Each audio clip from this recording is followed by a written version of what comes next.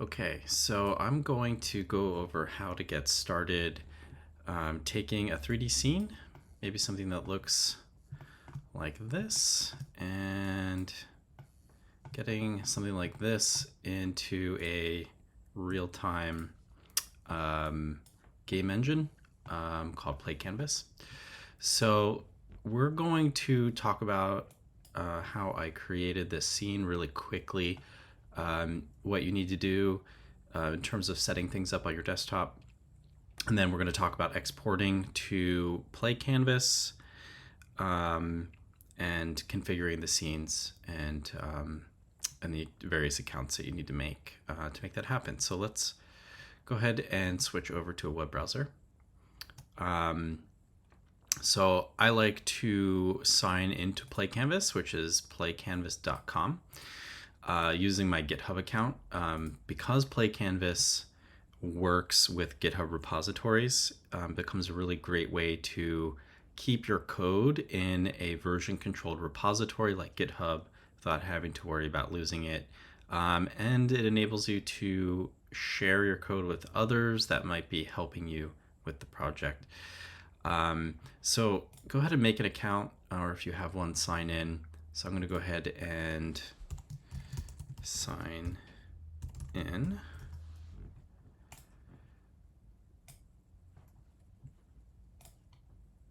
Let me use my GitHub to sign in. Okay.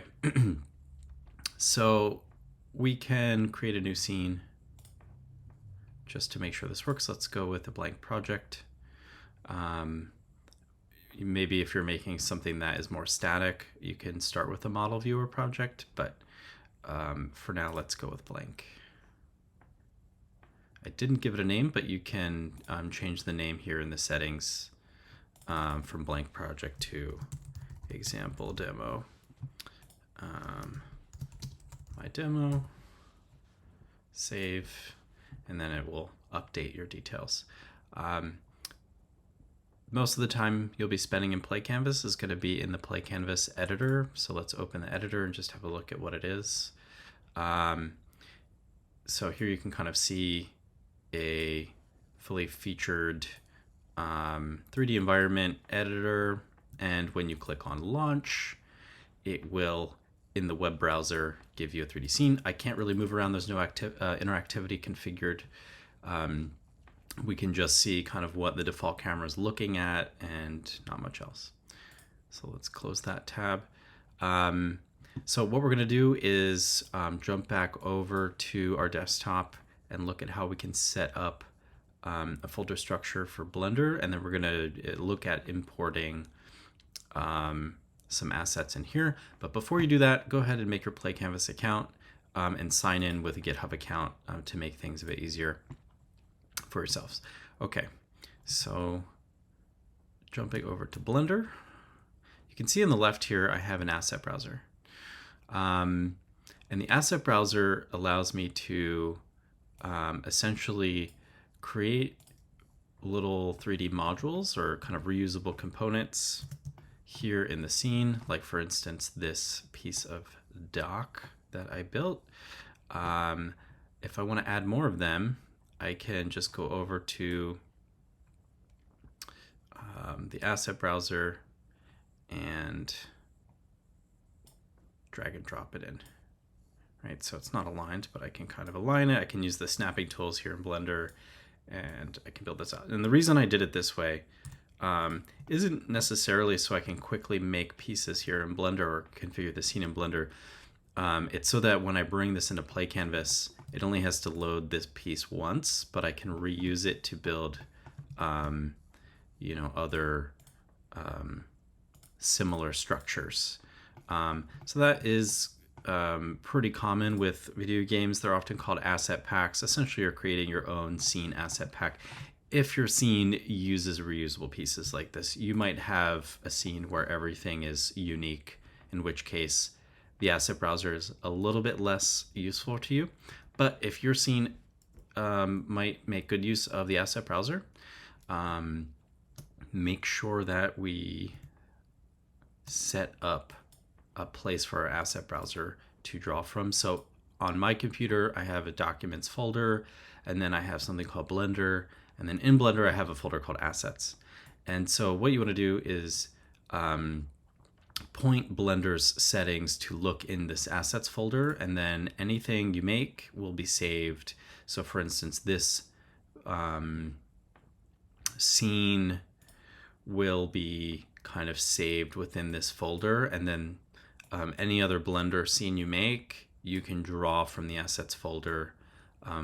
So the assets themselves live in the Blender file, and that's kind of how Blender can find them, but they have to be in this folder. So that is configured here in preferences, so edit preferences. And if we go to file paths, asset libraries, you can see here I have that set. And then I have this saved within that assets folder, as I just mentioned. So how do you get new objects over into the asset browser once you set up your directory? It's really easy when you make a model. So let's say I try that again, make a monkey. And let's just make it a bit easier to see here. So I have a Suzanne monkey head. If I want to be able to make this as an asset, I have to mark it. So if we look over to the right, I have my folders are kind of organized where my reusable assets are going to go in here. So I'm going to drop that in just to keep things organized in my outliner. If I right click and mark as asset, now this object is going to be available to every other Blender project that you make. So I can now just bring that in. And it auto-oriented to the surface that I was touching. So let me delete that. If I drag this in and I put it on the side of the building, it'll turn it sideways. If I put it here on a flat surface, it will make it perfectly kind of aligned. So that's just a quick note about how to set and mark, or create and mark assets, how to make them available to your scenes. And then what you can do is just drag and drop them in your scene and build out what you need. So this particular scene, it's not quite done. I haven't done texturing work really, but I've started to build out the bulk of where the kind of player will walk in the space. So it's going to kind of have space for the player to walk left and right here in front of this building structure, and then the player can walk out onto the docks platform here, and there's going to be some boats that the player can look at, and that's it, right? So once I have these created, I want to export them as individual files. So if I go back into my folder, my working folder here for this project, I have a folder called GLB, which is just the file type, which is a file type that allows 3D to work well on the web. So you can see here a lot of my marked assets I've exported as GLB files. It's very easy to do this. Here in Blender, you want to select the objects in the hierarchy. So for instance, this is a bunch of nested objects. So I have a collection called boat, but essentially I can select all the items in here, and I can export these because they're selected. I'm going to start with an easier one. So if I want to export this kind of dock ramp, I select it. And just to show you what's selected exactly is I have the marked asset selected here. If we open this, it's just essentially data about this this shape, and then there's a material. That material will also go with the mesh data. And if you have a UV map, that will get exported as well and get associated. I don't believe I have a UV map created for this one because I haven't started texturing yet. But to do that, you would follow kind of the UV texturing workflow for Blender. But now if we go to File, Export, we just choose GLTF 2.0. And this is what we get, the export dialog box. Let's open up include and just limit to selected objects. Otherwise, you're going to accidentally export the entire scene, which is not good. And that's essentially all you need. There might be some particulars here that you would want to include or exclude if you have them created. If you have UVs, obviously you want those. Normals you want, so normals will help describe how smooth or angled your geometry is. If you use vertex colors, if you're doing a UV workflow, you likely won't have any vertex colors and they won't get exported. Other than that, I think everything's default settings are fine. So if you just click on, just rename it here to, go into my folder. I would name that doc ramp, click export, and then I'm not going to do it because I've already got it, but that's how you would do it. And you just go through all of your objects, export them as GLBs, and you're ready to drag and drop into Playcanvas. Let's go back to the browser, and I have my empty editor here.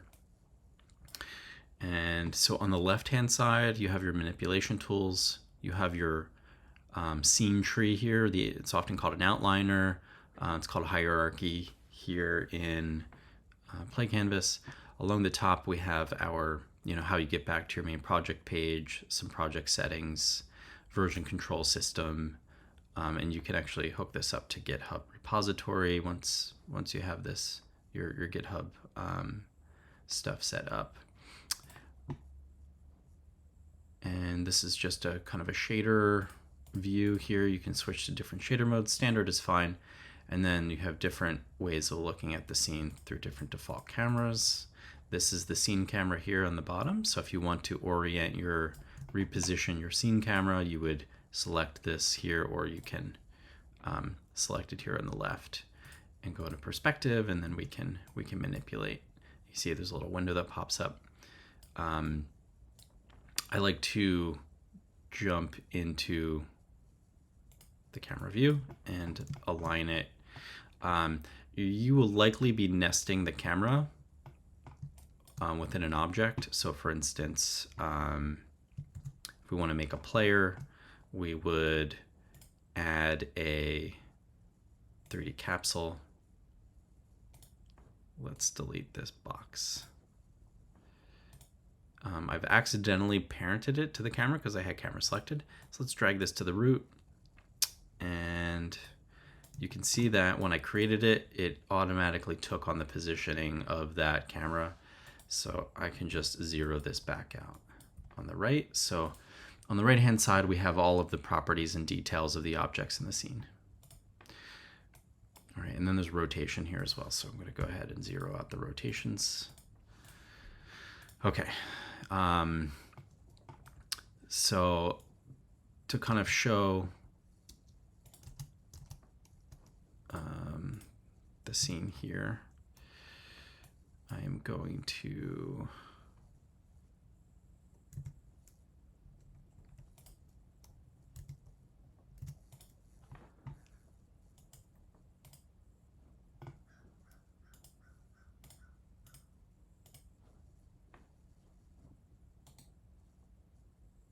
show panels. Sorry, I lost my panels because I hit apparently the hide button, and I don't exactly know what it is. I was trying to undo the movement of the plane, so let me just zero that back out. Okay, let's grab our capsule and jump up here. Okay, so we want our capsule to be resting on the plane or just above the plane when it starts, something like that.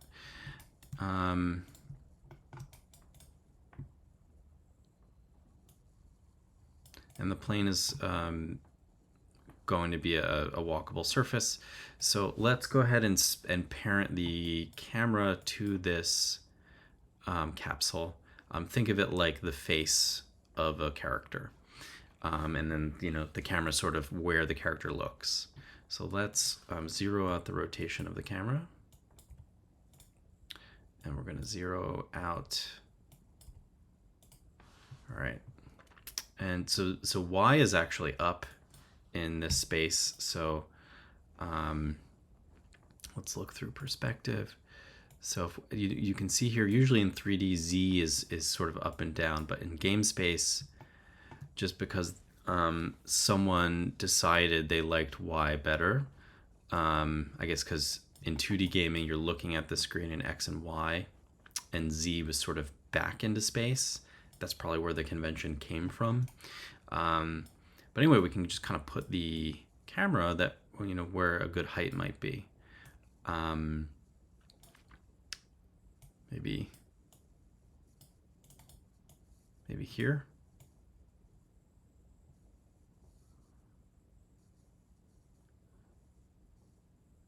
Okay, so we're actually looking through the back side of the polygons here, which are invisible in game space. So when we go underneath a plane, it disappears. So keep in mind, anything that has a single side on it, if you look at it from the other side, will disappear. That's how we're able to stick the camera inside the character here. The character, by the way, is going to disappear. So it's not contributing to shadows. So if we go to camera, we can nest that under capsule. And now when we move the capsule, that camera's going to move with it. Okay. Let's zero that back. Actually, we can just keep it maybe here. I'm going to make our plane a bit bigger. So if we go over to the left, use the scale tool to scale up the plane, we can run around a bit and not fall off the side as easily. Okay, so we don't want this to render. On the right-hand side, we can just turn off the render feature of the object, okay? Or you can delete it altogether. But how can we see it, and how does it collide with anything? If we go to add component, now we can add physics, collision, and capsule. So that's actually the same exact size and shape of the original mesh. Doesn't really matter, but it being round helps it collide more smoothly so that you're not colliding with what feels like the edges of things. So this is giving me an error saying ammo module is not found. I don't know why it wants an ammo module. So I think there's JavaScript that is in the ammo module that needs to be available for our scene to work properly with collision. So let me select our capsule here. We're going to rename capsule to, so actually you have to rename it up here in the entity to player. And I'm just using player because oftentimes in script it assumes that you're naming the thing that kind of moves the camera around the scene as player. Okay, so we have our collision, but you'll notice that when we launch this, number one, there's no way to move around, and there's nothing to collide with, but the camera's looking in the right place, so that's good. We would need to add a script that enables us to move. So I'm going to bring that in a bit later. But in order for us to not fall through the floor, we would need to add two things. A collision, and we can change this to mesh.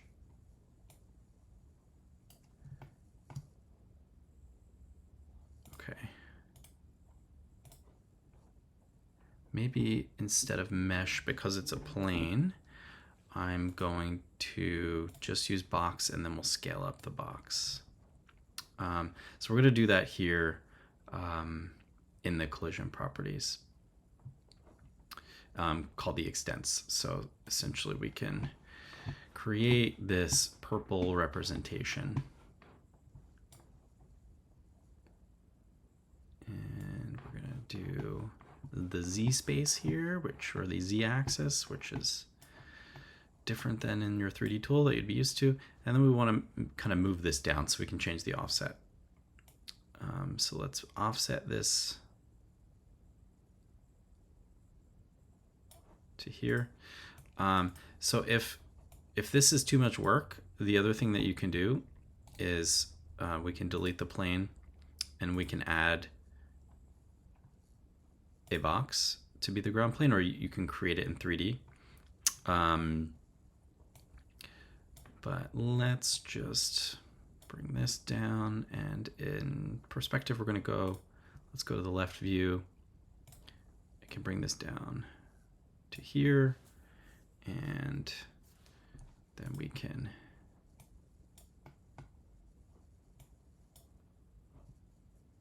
go back to perspective, select our player.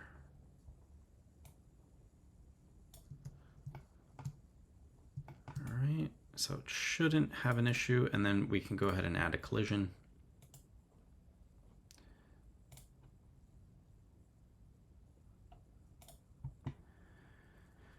And we're just going to use mesh here. Let's see if this lets us do it.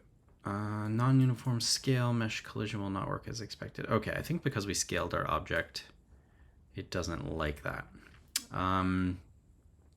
Okay, well, in that case, we can just use box as well. If this is geometry that hasn't been scaled, then all you have to do is click mesh, and it will give you a perfect representation.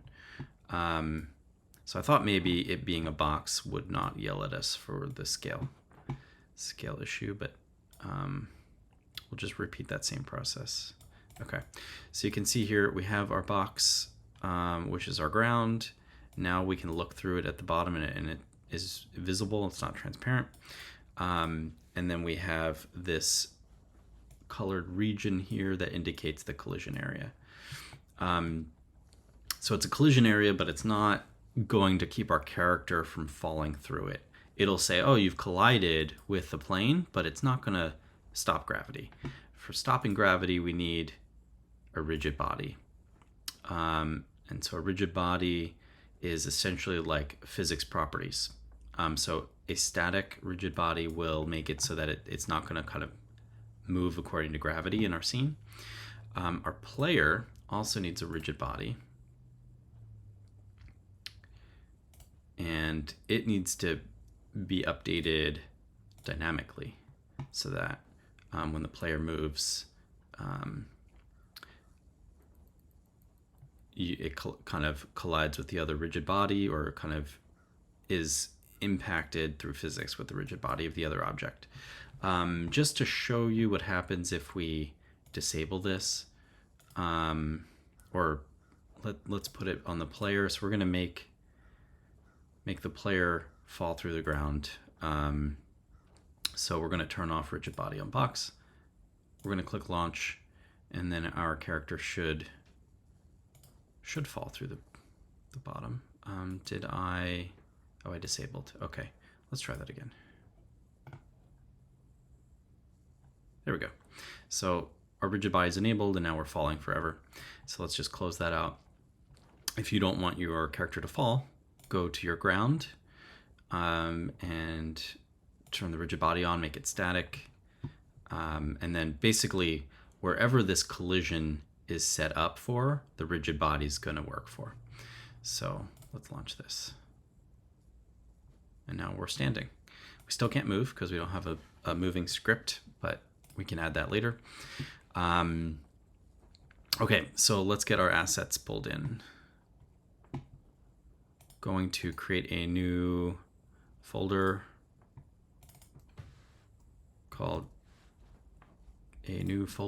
called assets, and I'm going to drag and drop these objects into this folder. Okay. Maybe you want to be more specific and name it models. We can do that too. We can call it models and whatever you want. These are actually now folders. So if we go into each one, it's actually doing some work on the server right now to expand this object into something that Playcanvas can use.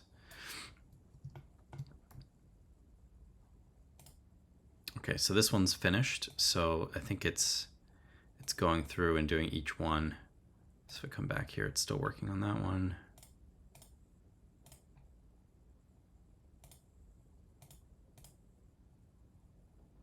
Okay. So we can add a door to the scene. So the thing that you can drag and drop is the template here. These other ones aren't going to kind of encompass all the features. So it looks like a diamond shape. So I'm going to drag the diamond shaped on to this box here. And now you can see we've got sort of a door. Okay. Now if we want to make it so that the door is collidable, we would set it up the same way we did with the ground, where you would add kind of those two physics components. Otherwise, things should just work. You can see my material from Blender is here. You can configure PBR functionality. I didn't. I've only added, I mean, it is technically PBR, but I only added essentially a color channel to the material. So it's just here in the diffuse channel. So if I was to, change this, it would change here. If you want to have multiple textures, or have two doors with different colors, you would need to, I'm going to press Control D to duplicate that. And then if I change this, it's going to change the color of both. So you can see it's got the same material applied. So if I want a red and a blue, I would need to duplicate this material. So let's duplicate that. And then I'm going to rename this.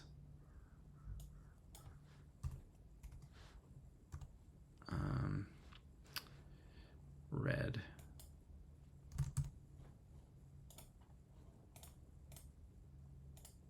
Okay, so red paint here, and then blue we're going to, okay, and then let's make this one red by,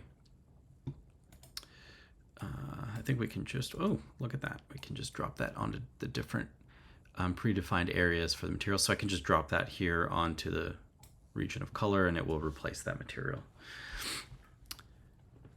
We can make this door white if we want. We can swap the blue into the interior panels. Yikes, that looks, it's hard to look at. Okay, so that's just quickly, using materials here. So we're not going to cover the materials too much, but that's handled by the render component. Otherwise, you would just start bringing in your objects. I'm going to bring in the boat. You want to look for any issues there might be with your assets. You'll notice it on the left-hand side. It's parented to the door. Just be careful that you're not doing things like that accidentally. If we open up boat, you can see that it's actually a bunch of objects that you can independently kind of manipulate if you want to, but at the top level, it all kind of works together. And then you can just save your scene, but let's see what we can see by launching this. Okay, so it's working as expected. Let's go ahead and add a player script. So I'm going to copy one from another file that I have created already. And I'm going to provide this so you don't have to search around for it. But I have a scripts folder in my other project, and there's one called first person movement.js. So let's go here, and we're going to create a new script. First person movement. All right, so because we had a folder selected, it dropped it into that folder. You don't want it in this folder. We want something called scripts. I'm going to just pull this into the root for now. You can only see that when you select the root folder. Let's add a folder. Let's call this scripts. And let's drop this into scripts. Okay, just keep them in here. It's going to make things much easier to find later on. Okay, so we've got our first person movement.js created, but there's nothing in it. If we click on edit, it will take us to a separate tab where we can write code. So I am going to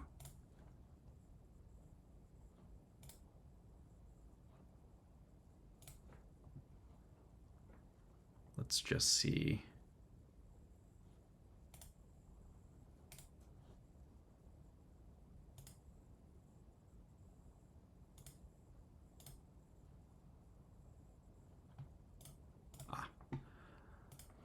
Okay, player and first person movement. Let's edit this. I clicked on the wrong scene file. All right, so this is a bunch of code that you don't have to worry about. You just need to copy and paste it into our JavaScript file. So that is opened here. So let's just paste that in. I'm going to do Command S to save it, and then you see the little bar moved and then it saved it.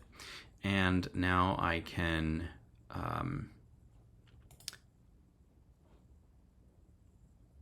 go to our player, and we want to attach the script to the player. So let's click Add Component, Script, and it should be at the bottom, or wherever this ends up being in this list. But if we click here, we can select it, and now it's added. And now if I click on launch, you see when I click the mouse, oh no. Okay, I walked really fast there. So let's go and take a look why. I think it's probably because our mass is at 1. So if we look at the settings from the other scene I have mass at 100. We have some other things configured. That's actually going to impact some aspects of movement of the scene, but then we also forgot to click on this little parse button, which reloads the script and then gives us these other attributes. So I'm going to go ahead and select the camera, and instead of power being 2500, let's do 800, and let's go back and okay, that was still really quick.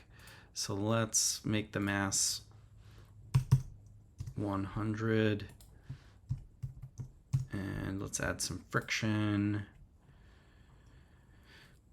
Let's keep the friction the same, and let's see what happens from just changing our mass. Okay, so I fell over. If you'll remember, our capsule is round on the bottom. So we need to make sure that our angular factors are removed here, to set to 0.